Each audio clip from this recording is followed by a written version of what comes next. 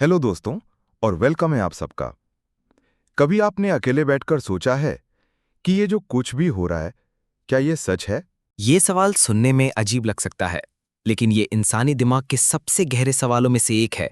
वो फीलिंग जब आप सोशल मीडिया स्क्रॉल करते हैं और सबकी परफेक्ट जिंदगियां देखते हैं, perfect vacations, happy couple photos, perfect bodies, और आपको लगता है, क्या ये सब असली है या सिर्फ एक दिखावा है? हाँ, और ये सिर्फ सोशल मीडिया तक नहीं है। न्यूज़ देखो तो लगता है हर चैनल का अपना एजेंडा है। पॉलिटिक्स में हर नेता एक परफॉर्मेंस दे रहा है। यहाँ तक कि रोज की जिंदगी में लोग अपने चेहरे पर एक झूठी मुस्कान रखते हैं। हर तरफ एक शोर है, एक धोखा है। इस सब में असली क्या है? इस फीलिंग को अगर हम और आगे ले जाएं, तो हम एक बहुत ही बुनियादी सवाल पर पहुंचते हैं। मैं कैसे यकीन करूं कि ये जो दुनिया मुझे दिख रही है, वो सच में है?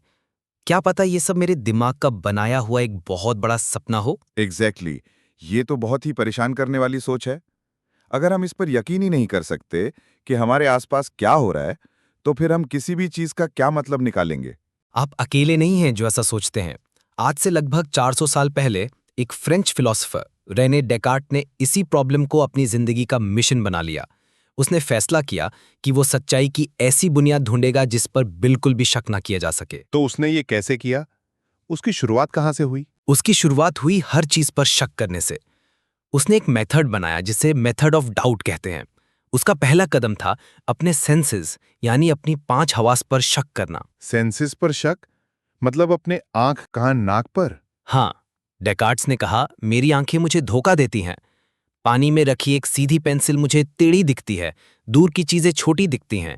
कभी रेगिस्तान में पानी दिखता है जिसे मिराज कहते हैं। तो मैं अपने सेंसेस पर 100% कैसे भरोसा कर सकता हूं? अगर मेरे सेंसेस मुझे एक बार भी धोखा दे सकते हैं, तो हो सकता है वो मुझे हर वक्त धोखा दे रहे हों। ये बात तो आम जिंदगी में भी देखी जाती है। ऑप्टिकल इल्यूजन्स इसका सबसे बड़ा एग्जाम्पल है। तो ठीक है, सेंसेस पर भरोसा नहीं कर सकते। फिर अगला कदम क्या था? अगला कदम और भी गहरा था। उसने कहा, मैं इस वक्त यहाँ बैठा आपसे बात कर रहा हूँ, मुझे ये बिल्कुल असली लग रहा है। लेकिन जब मैं सपना देखता हूँ, तब सपने में भी सब कुछ बिल्कुल असली लगता है। सपने में हम उड़ते हैं, अजीब लोगों से मिलते हैं, और उस वक्त हमें बिल्कुल भी शक नहीं होता। जब तक हमारी आंख नहीं खुलती, हमें पता ही नहीं चलता कि वो झूठ था। सही बात है। तो डेकार्ट्स ने सवाल उठाया, क्या ये गारंटी है कि ये अभी एक बहुत लंबा और डिटेल्ड सपना नहीं है? मैं कैसे साबित करूं कि मैं जाग रहा हूं? फिल्मों जैसे द मैट्रिक्स या इंसेप्शन ने इसी आइडिया को एक्सप्लोर किया है। अब सेंसेस भी गए और ये रियलिटी भी एक सपना हो सकती है।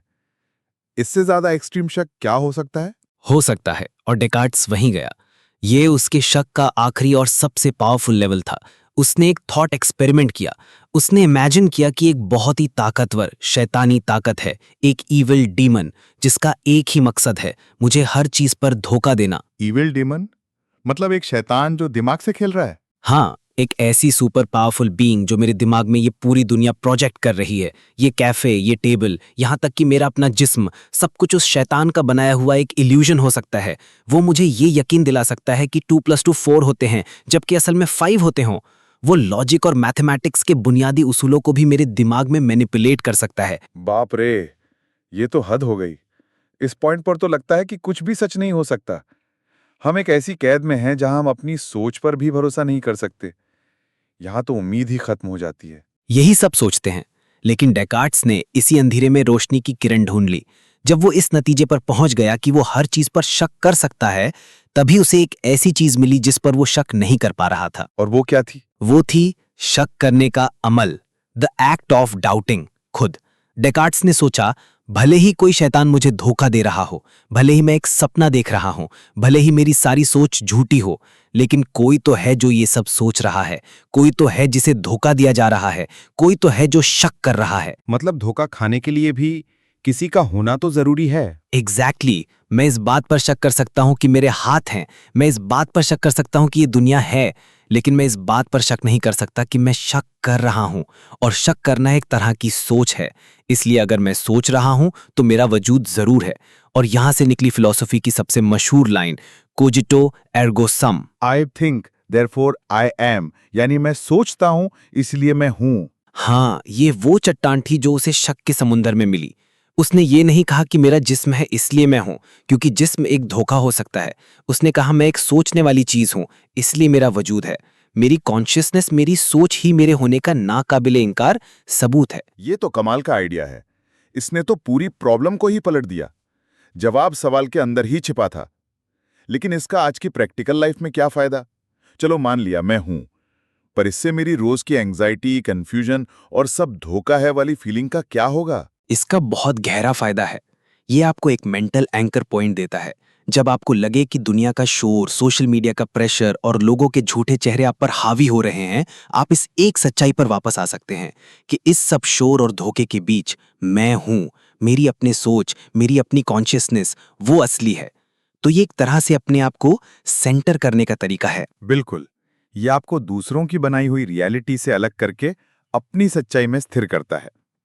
ये आपको याद दिलाता है कि बाहर जो भी हो रहा होगा, आपके अंदर एक ऐसी जगह है जो सिर्फ आपकी है और वो 100% रियल है, आपकी सोचने की काबिलियत।